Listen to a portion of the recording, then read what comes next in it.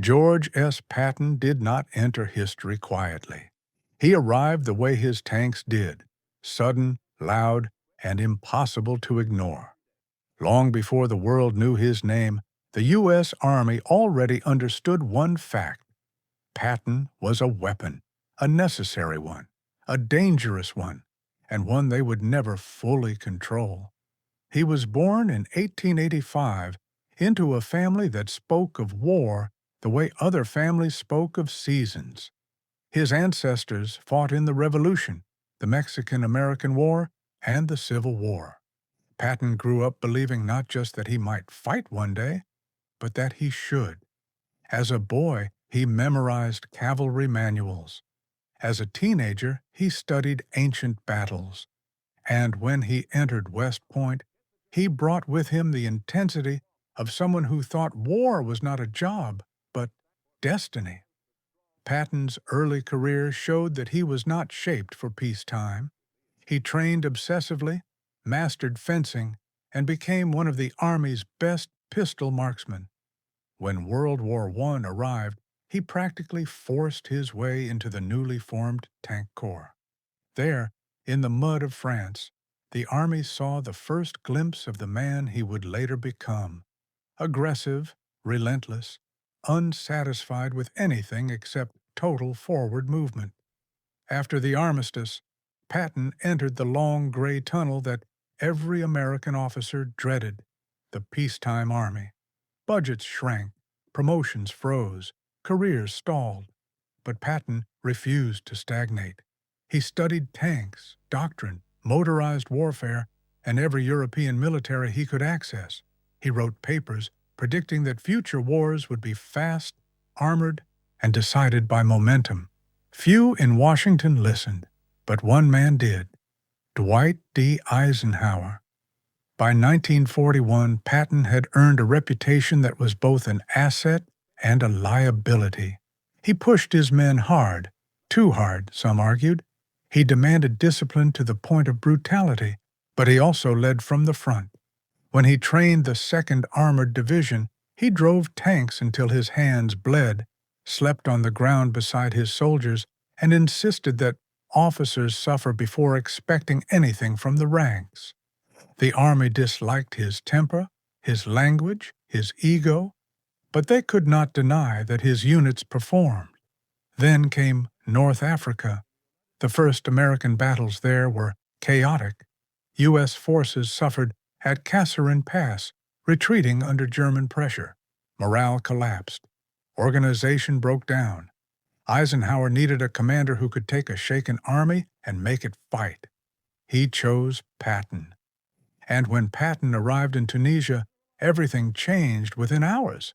He dressed in polished boots, pistols, gloves, and a helmet that looked ceremonial, but was not. His uniform was a message. The time for excuses is over. He enforced discipline ruthlessly. Soldiers stood straighter when he walked by. Officers suddenly remembered every regulation they had ignored. And within weeks, the same troops who had fled from Rommel's Africa Corps began pushing the enemy back. But it was in Sicily that Patton revealed the full extent of what made him brilliant and dangerous. He raced his army across the island with a speed that shocked even the Germans. He outmaneuvered, outpaced, and outthought commanders who believed Americans were slow and untested. In the end, his forces entered Messina before the British, a point of pride he never let Montgomery forget. Yet the Army's problem with Patton wasn't his victories. It was everything that came with them. He insulted journalists, he disobeyed directives, he slapped a shell-shocked soldier in a field hospital, a moment that nearly ended his career. To many generals, Patton was unpredictable. To the War Department, he was a public relations nightmare. But to Eisenhower, he remained the single most valuable field commander in the U.S. Army, because Patton had something that couldn't be taught, regulated, or replaced. He could make men fight when everything around them was falling apart. And in 1944, as the Allies prepared to return to France, the United States realized something sobering. In a war this vast, they needed Patton's firepower, even if they couldn't control the man himself. By the summer of 1944, George S. Patton had become something more than a battlefield commander. He was a psychological weapon, one the Allies wielded even when he wasn't present. The Germans, convinced he would lead the main invasion, held divisions in Calais, waiting for an attack that never came. Patton's reputation moved armies before he even touched the shore. When he finally returned to action as commander of the Third Army, France witnessed one of the fastest armored advances in the history of warfare. Patton burst through the German lines after the breakout from Normandy, not creeping eastward but exploding across the countryside. His tanks advanced so quickly that supply officers begged him to slow down. He refused. "My men can eat their belts," he said, "but my tanks have got to have gas." For weeks, German commanders reported positions of Patton's armored columns that intelligence officers dismissed as impossible. But they were not impossible. They were real. In a war defined by grinding attrition, Patton was moving with a violence and speed that echoed the cavalry charges of earlier centuries. Yet brilliance never came without conflict. Other generals criticized his aggression. British commanders complained he endangered broader strategic plans. Even Eisenhower struggled to allocate fuel between Montgomery's cautious advances and Patton's lightning pushes. Still, the Third Army continued smashing through German defenses until December 1944, when the Ardennes erupted. During the Battle of the Bulge, while most Allied forces reeled under the weight of the German counteroffensive, Patton performed what many consider one of the most extraordinary operational maneuvers of the entire war. With almost no warning, he pivoted his entire army, tanks, artillery, infantry, logistics, 90 degrees north within 48 hours and rushed to relieve the besieged town of Bastogne. To this day, staff officers study the move as an example of near impossible coordination. To Patton, it was simply what the moment demanded. When the German offensive collapsed, the Allies pushed toward the Rhine. Again, Patton was ready to strike, but politics slowed him. The Supreme Command wanted coordination, caution, stability.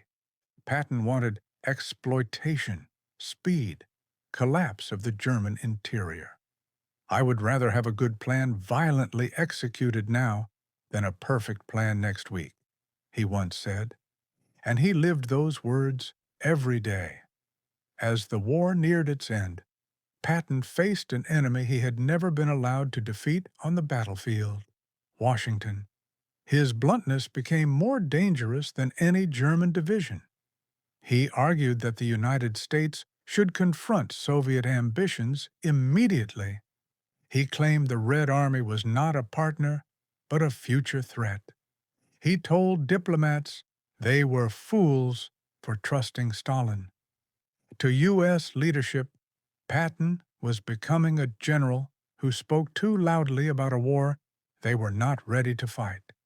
But the most notorious controversy came during the occupation of Germany. Patton resisted political directives, criticized denazification efforts, and compared post-war administrative decisions to mistakes made after the American Civil War.